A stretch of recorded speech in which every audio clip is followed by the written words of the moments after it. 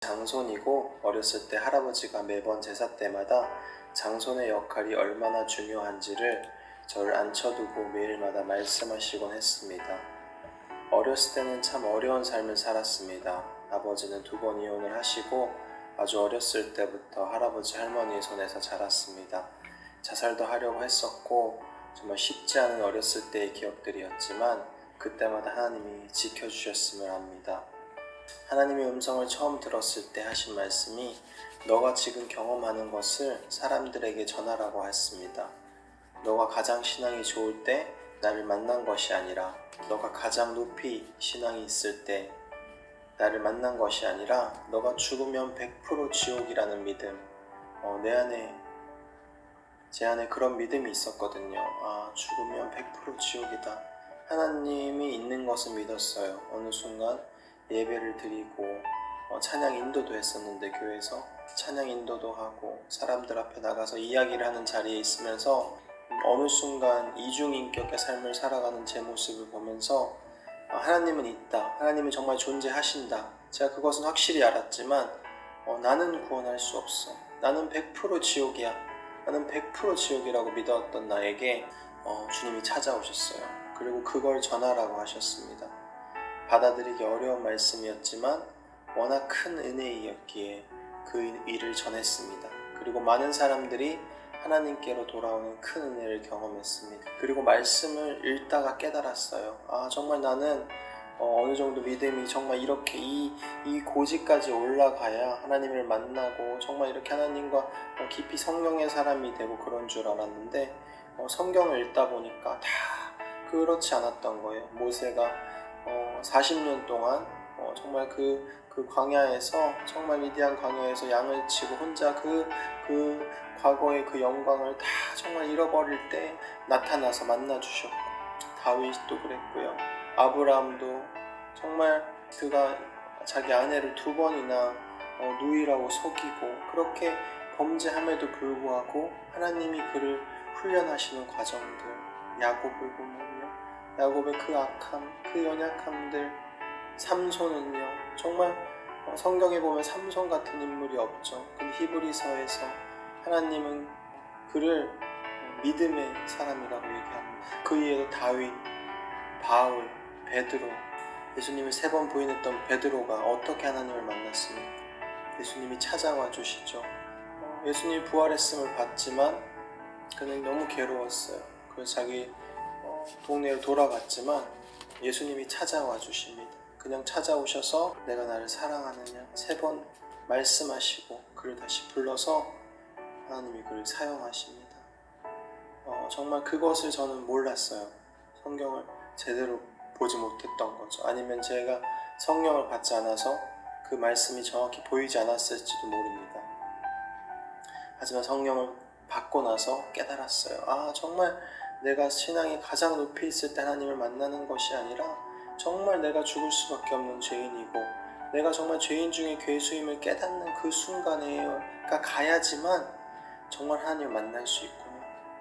근데 지금 만약에 혹시 이 이야기를 지금 듣는 분들 가운데 혹시나 지금 가장 바닥 정말 나만은 구원할 수 없다. 하나님은 살아계시겠지만 나는 구원할 수 없어 라는 생각하시는 분들이 있다면 지금이 이제 하나님을 만날 만한 때가 된 거예요. 지금 이제 정말 우리가 하나님을 만날 수 있는 상황이 온 겁니다. 하나님은 지금 이 순간까지 기다리고 계셨던 거예요. 여러분이 이 순간까지 오기를 나는 할 수 없구나. 내 힘으로 할 수 없구나.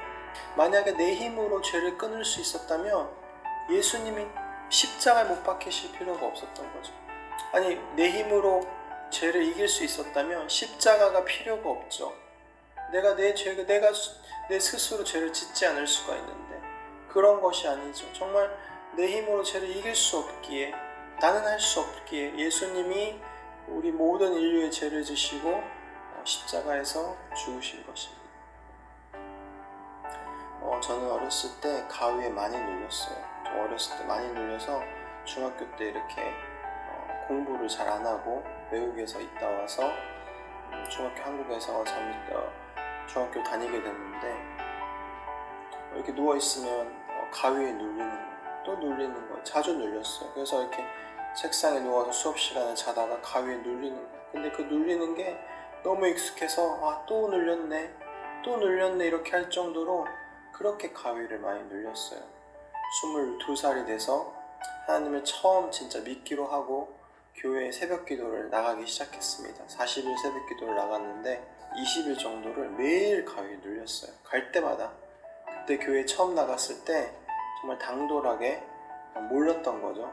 새벽 기도를 하면서 하나님, 주님의 음성을 듣고 싶습니다, 주님 얼굴을 보고 싶습니다 이렇게 기도를 했는데 결국에 그 40일 가운데 하나님의 음성을 듣거나 얼굴을 보지 못했지만 꿈을 꿨어요. 그 꿈을 꾸면서 하나님이 그 가운데 저에게 어떤 말씀을 주시고 제가 많은 사람들을 치유하고 이렇게 그들을 도와주는 꿈을 꿨습니다. 그러면서 제가 그 가위 눌림이 사라졌어요. 얼마 후에.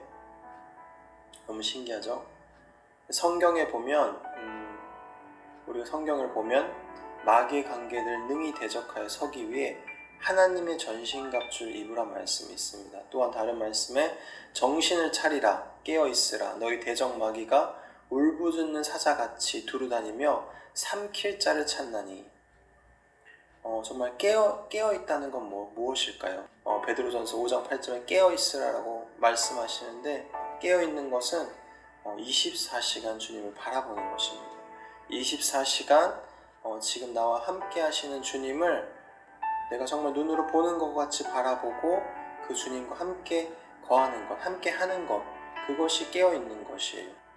우리가 깨어서 말씀으로 무장되어 있지 않으면 한순간의 은혜로 금방 사단의 먹이가 되어버릴 수 있어요.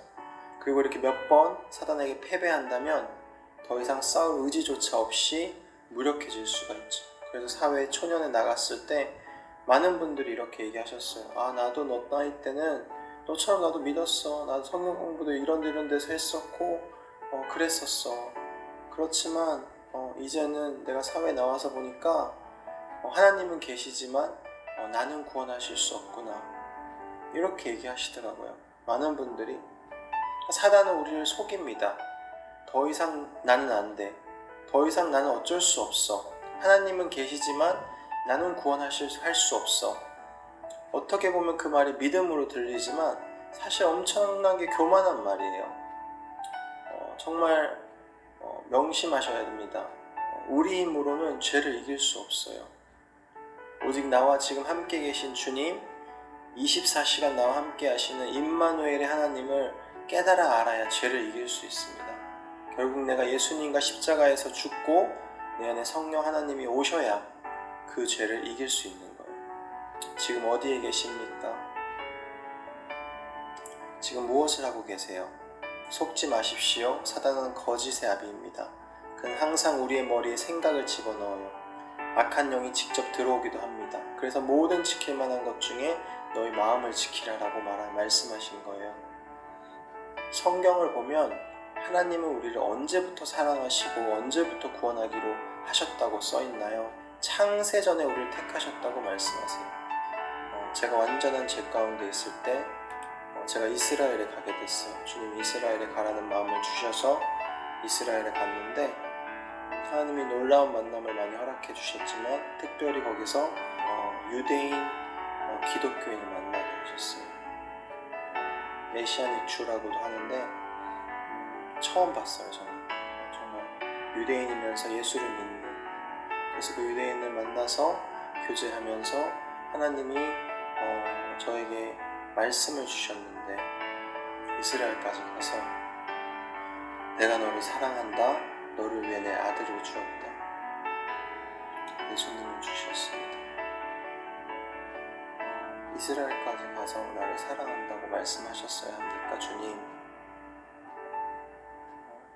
정말 어느 순간 내가 예수님을 사랑하는지 아는지, 내가 세상을 너무 사랑해서 다 잊어버리고 있는 그때 예수님이 나를 사랑하신다고 하시는 거예요.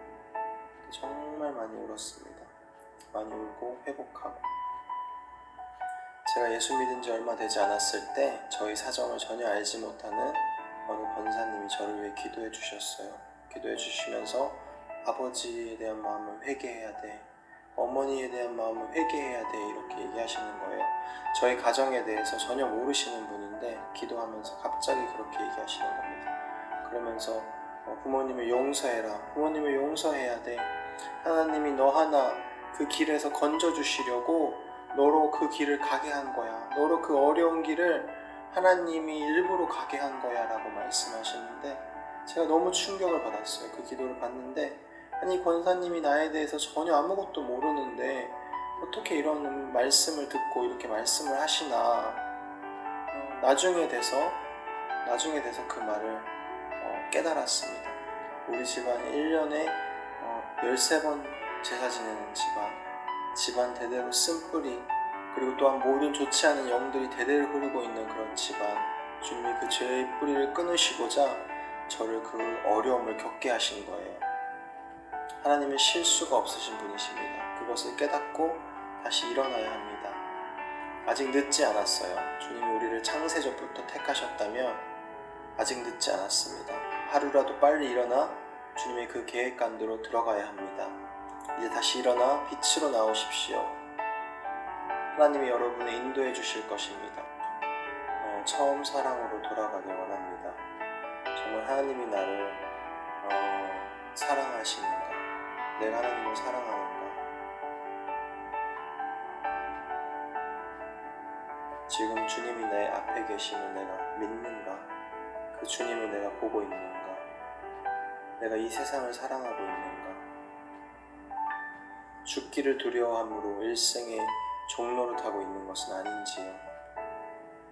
내일 어떤 사고가 생겨서 주님께로 간다면 준비가 되어 있습니까?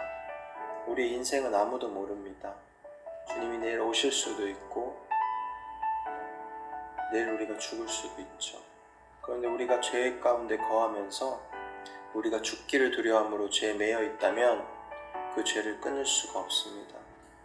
하나님 아버지 감사합니다. 오늘 이렇게 귀한 간증을 나누게 하시고 하나님 뜻 가운데 기도하게 하심에 감사합니다. 하나님 이 종이 너무나 부족합니다. 하지만 주님의 은혜로 이렇게 담대히 전할 수 있는 은혜를 허락해 주심에 감사합니다. 주님 이 종의 귀를 열어주시옵소서. 이 종의 눈을 열어주시옵소서. 이 간증을 듣는 모든 사람들의 귀와 눈을 열어주시옵소서.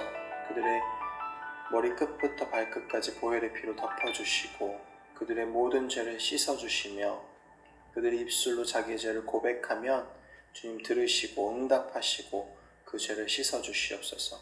하나님 감사합니다. 모든 것 감사하며 예수님의 이름으로 기도드렸습니다. 아멘.